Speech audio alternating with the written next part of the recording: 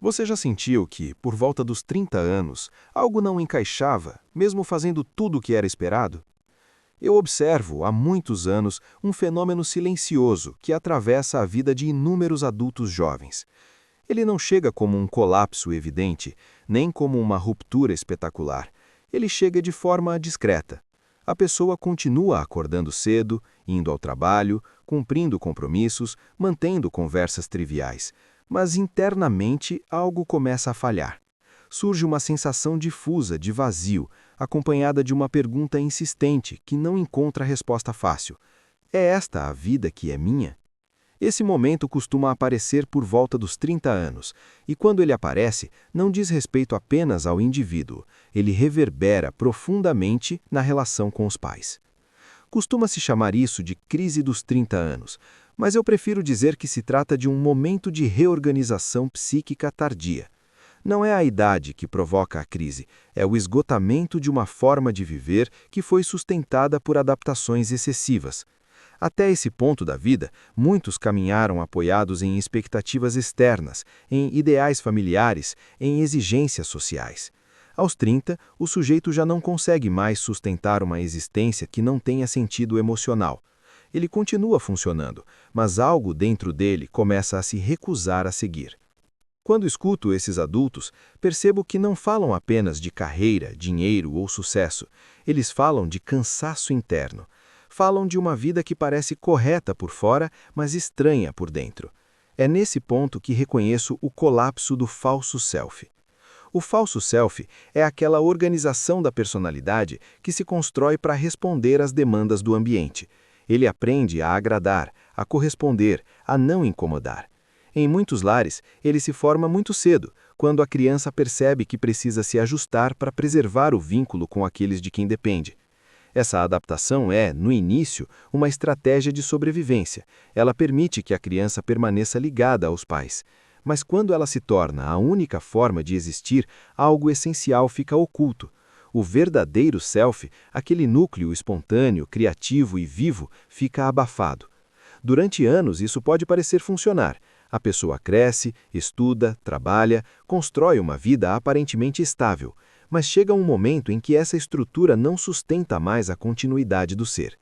Aos 30 anos, esse conflito interno costuma emergir com força, não porque o tempo passou, mas porque a distância entre quem a pessoa é e quem ela viveu sendo se torna grande demais. O verdadeiro self começa a pedir espaço. E quando não há sustentação emocional para esse encontro, o resultado é angústia, confusão e sensação de fracasso. Eu costumo dizer que a crise dos 30 não começa aos 30, ela é preparada muito antes. Ela se forma em infâncias onde não houve espaço para errar, onde o amor foi sentido como condicionado ao desempenho, onde sentimentos foram invalidados ou minimizados, onde a criança precisou amadurecer cedo demais. O adulto que emerge desse ambiente pode ser extremamente competente, mas emocionalmente frágil. Quando essa fragilidade aparece, muitos pais se assustam. Eles veem um filho adulto que parece perdido e não entendem o porquê.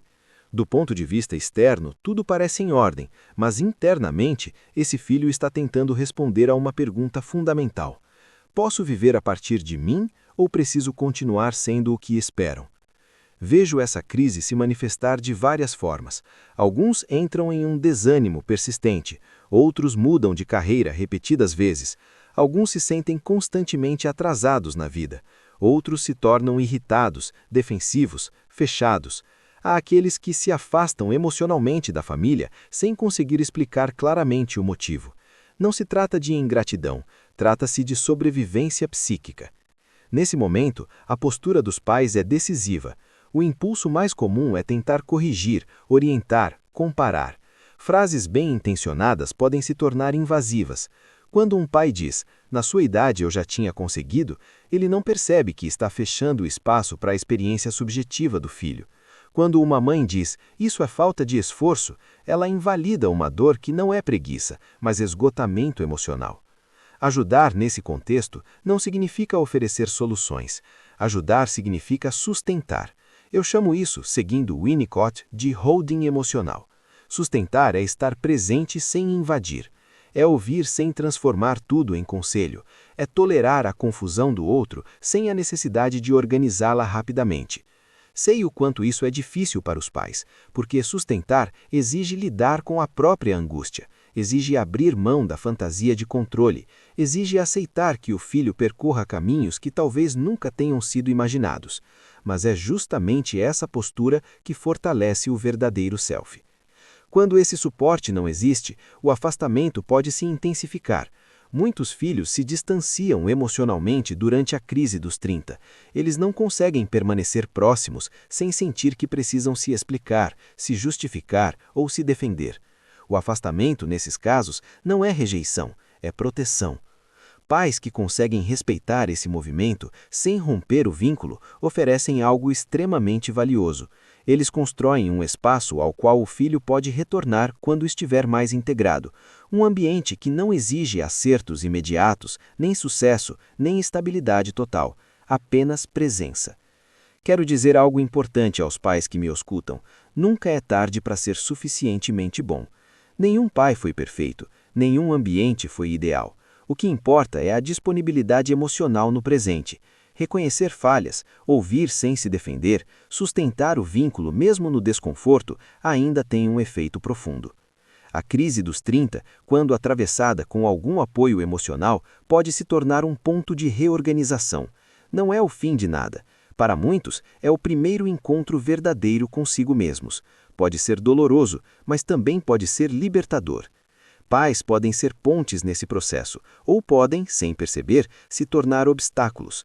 A diferença não está no controle, mas na capacidade de sustentar sem invadir, de estar presente sem moldar, de amar sem exigir que o outro corresponda a um ideal antigo. Eu encerro convidando você a olhar para essa fase com mais delicadeza. Seja você filho ou pai, algo importante está em jogo nesse momento. Não é sucesso, nem status, nem comparação. É a possibilidade de viver uma vida que seja sentida como própria.